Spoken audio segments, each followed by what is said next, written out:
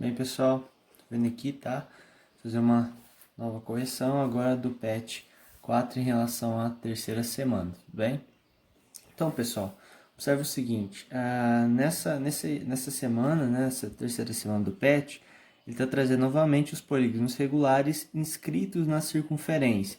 Essa palavra inscrita está relacionada ao que está dentro, tá bom? Então, um polígono regular inscrito na circunferência significa que esse polígono ele está dentro da circunferência.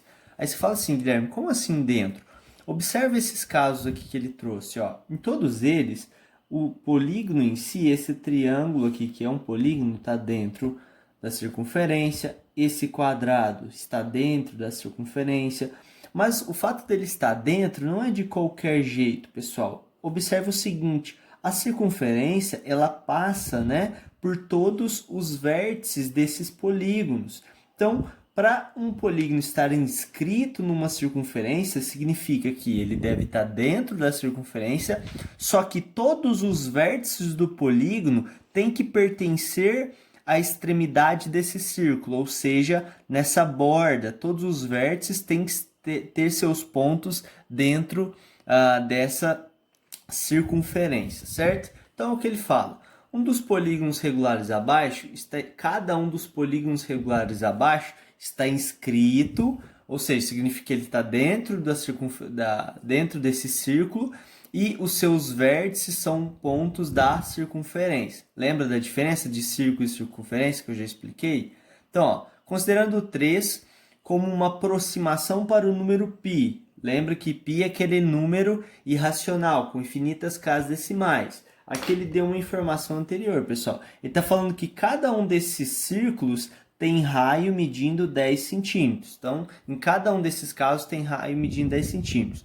Calcule o perímetro da circunferência circunscrita e a área do círculo registrando esses valores na última linha do quadrado. Compare a apótema A e o número n de lados de cada polígono. Quanto maior o número n de lados do polígono, mais a medida da apótema se aproxima da medida do raio da circunferência circunscrita. Então, vamos entender o que ele está falando.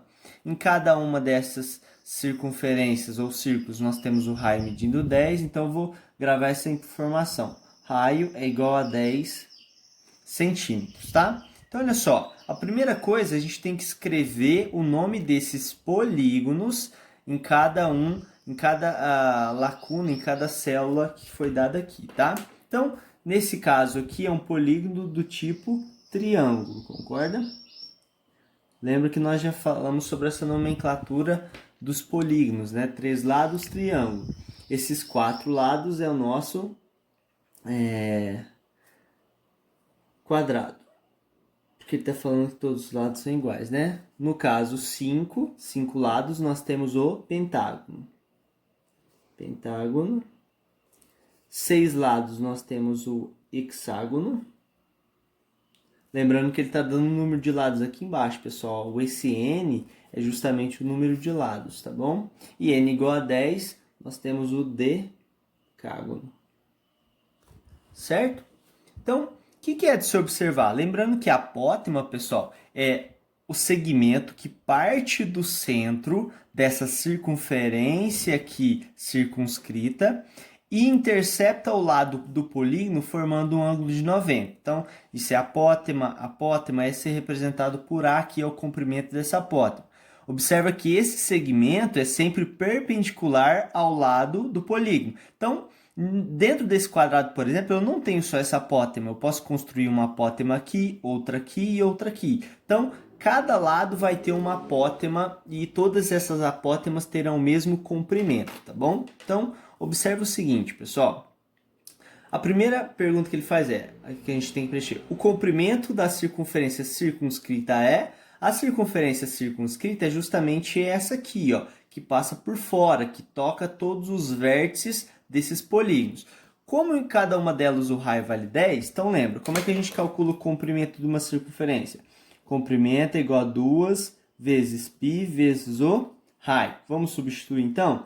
Comprimento é igual a 2 vezes o π, ele pediu para aproximar como 3, né? Vou colocar entre parênteses. Vezes o raio o raio ele falou que vale 10 centímetros. Logo, fazendo as operações, 2 vezes 3, 6, 6 vezes 10, 60. Como o raio está em centímetros, ó, raio medindo 10 centímetros, o comprimento vai estar em centímetros, beleza? Então, nós temos que o comprimento dessa nossa circunferência é de 60 centímetros. E a área do círculo? A área, pessoal, que é representada por uma A maiúsculo, ela é dada por π vezes raio ao quadrado, né? Então, vamos lá, essa área é igual a π, ele pediu para aproximar como 3, e o raio a gente sabe que é 10. Então, fica 10 elevado ao quadrado. Só que igual eu expliquei para vocês, antes de calcular a multiplicação, primeiro eu resolvo a potência. E 10 ao quadrado não é 10 vezes 2, é 10 vezes 10 que dá 100. E 3 vezes 100 dá 300. Como o raio está em centímetros, a unidade de medida da área é em centímetros quadrados, tá bom? Lembra que eu expliquei essa diferença. Então, aqui nós temos 300 centímetros quadrados. Então, seguindo aqui, só fazendo uma observação, pessoal, que ele traz isso ali no enunciado, à medida que o número de lados aumenta, ó, lado 3 lados, 4, 5, 6, 7, percebe o valor do A? Aqui ele vale 5, aqui ele está valendo 7,7, aqui ele está valendo 8,9, ele está aumentando. Então, observa que à medida que o número de lados do polígono aumenta, o comprimento da apótema tende, ele se aproxima cada vez mais do raio dessa circunferência. Perceba que aqui o raio era 10, o raio é 10 e a apótema é 5. Quando a gente dobrou esse número de lados, ó, aqui, dobrou não, era 3 lados, aqui 10. Perceba que o raio continua sendo 10, só que a apótema foi para 9,51. Então, à medida que você aumenta cada vez mais, essa apótema sempre vai tender, vai se aproximar à medida do raio dessa circunferência circunscrita, tá bom? Então, vamos agora passar para o problema 1, tá?